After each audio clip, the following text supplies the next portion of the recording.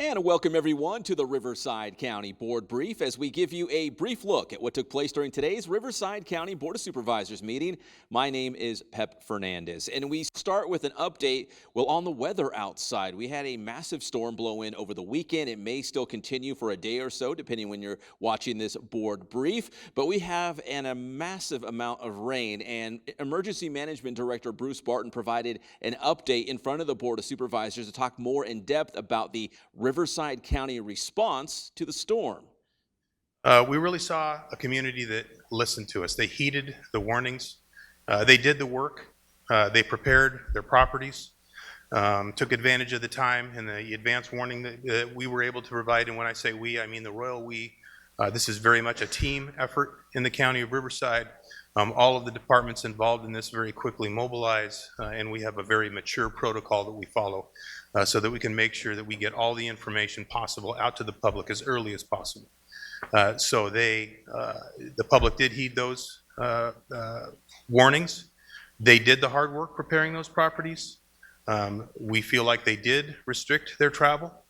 Certainly, we think that they turned around, didn't drown. We saw a lot of swiftwater rescues, unfortunately, but the team was out in the days before and during the storm, doing everything that we can to push out information, particularly to those vulnerable, unhoused individuals that may be in the river bottom areas or areas that are identified through our outreach team. So a lot of work there on behalf of the county team, and like I said, it's a pretty mature protocol now. All right, thank you for that. That is Bruce Barton, the Director of the Emergency Management Department. Earlier in the board meeting, as we take a look at our first piece of video from the Board of Supervisors meeting, we had the Environmental Health Director, Jeff Johnson, in the house, along with Kristen Lorge, who we're going to hear from in just a moment. There's going to be some changes to the ordinance for mobile food operations, and Director Johnson came with a couple slides to tell you more about the changes taking place, sidewalk vendors compared to pop-up vendors and whatnot. Our own Ariane Murphy from the Executive Office had a chance to catch up with Kristen Lorge from Environmental Health to talk more and explain a little bit better about what these changes in the ordinance means. Ariane Murphy, Senior Public Information Specialist here with Riverside County's Executive Office. Today I have Kristen Lorge. She is the Deputy Director for the Department of Environmental Health. Kristen, thank you so much for joining us here at the Board Brief. I want to talk to you a little bit about the introduction that happened during the Board of Supervisors meeting today about potential changes, amendments to the current Mobile Food Facilities Ordinance. Can you tell us a little bit about that? Yes, I'm happy to be here. Thank you. So today we introduced some proposed amendments to our current existing Riverside County Ordinance 580, which regulates mobile food facility operations. What it includes is we're incorporating SB 972 statute changes into our local ordinance, specifically a compact mobile food operation, kind of a simple food vending operation like a cart display. So that's kind of the main points of today's ordinance changes. Thank you so much, Kristen, for that. And what are we expected to see next time Department of Environmental Health returns to the board meeting? So we'll be returning to the board March 12th for public hearing and hopefully adopting the changes. Thank you. Again, that was Kristen Lorge, Deputy Director for the Department of Environmental Health. Thanks for joining us here at the board brief, Kristen, and back to you, Pep. All right, very good. Thank you for that, Ariane. We appreciate it. Also during the board meeting today, we got some exciting news. Some big changes are coming to the community of Thermal. Let's go to some video as Supervisor Perez was talking more about we'll call it the Thermal Community Plan project, and they were approving funds to help with the infrastructure and the development out in the Thermal area, including a brand new park coming their way. We had a chance to catch up with Supervisor Perez shortly after the Board of Supervisors meeting as Supervisor talked more about the funding for this project and why it's so important to the Thermal community.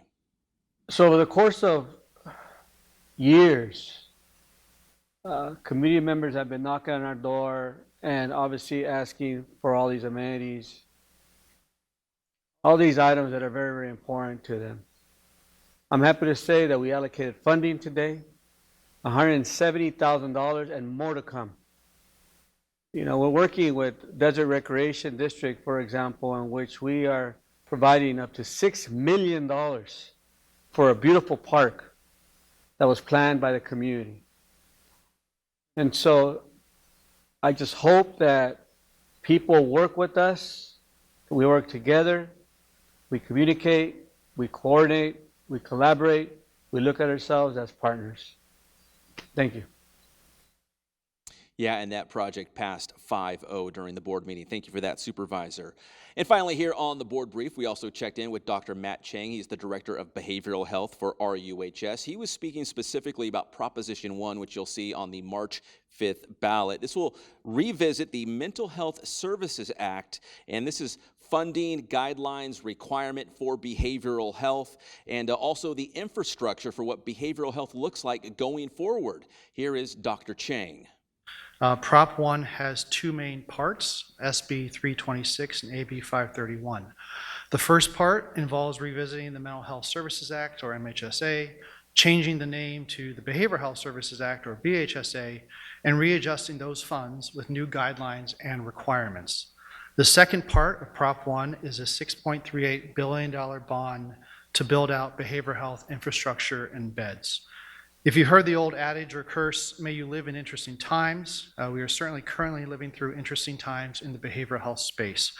The good news is we have been aggressively pursuing state grants and building out infrastructure, drawing down over $270 million and building out or acquiring around 570 beds over the last several years.